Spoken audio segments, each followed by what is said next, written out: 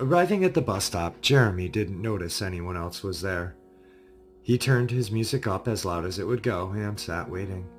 He hated this part of town. Vandals destroyed everything. Lazy businessmen merely tossed their garbage at the cans, missing most of the time. There had been a shooting a couple of weeks ago that left the bus stop's glass cracked and stained. He was certain that he had heard it was a little girl who had been shot. Shuddering, he put the thought from his mind and closed his eyes, trying to immerse himself in the music. Suddenly, he didn't feel so alone. He opened his eyes and glanced around. Out of the corner of his eye, he saw a little girl.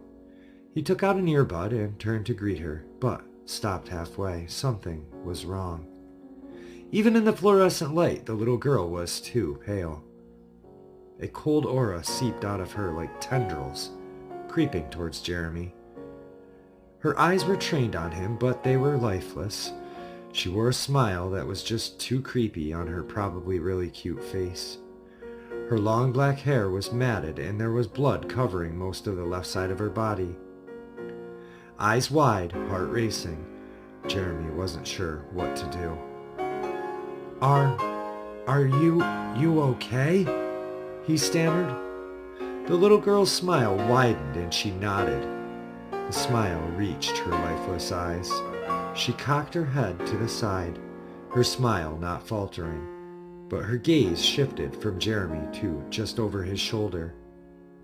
He felt the hair on the back of his neck rise. The icy, cold tendrils coming from the little girl gripped and enveloped him in his fear. Slowly, he turned around. Black hair hung in his face, matted in small clumps falling out. He shifted his eyes upward and met the gaze of two glowing orbs that radiated evil and hatred.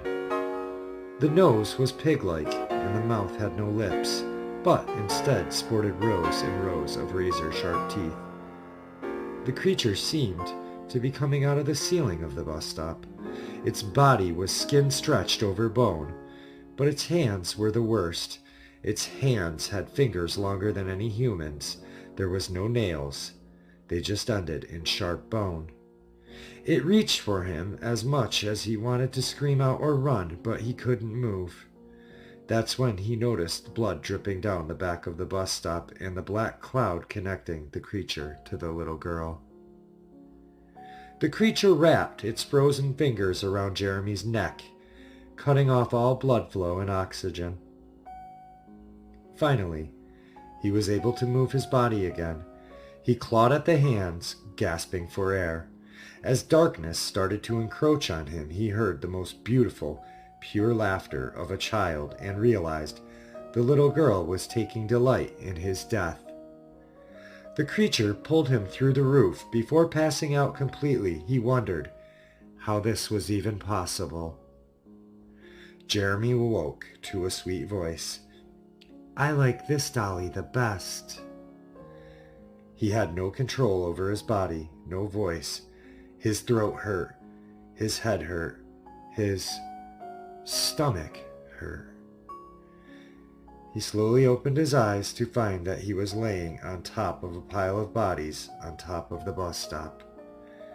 His music still blasting in one earbud that he had left in. The little girl was brushing his hair, and the creature was taking out his organs, one by one. He passed out a second time. This time, he did not wake back up.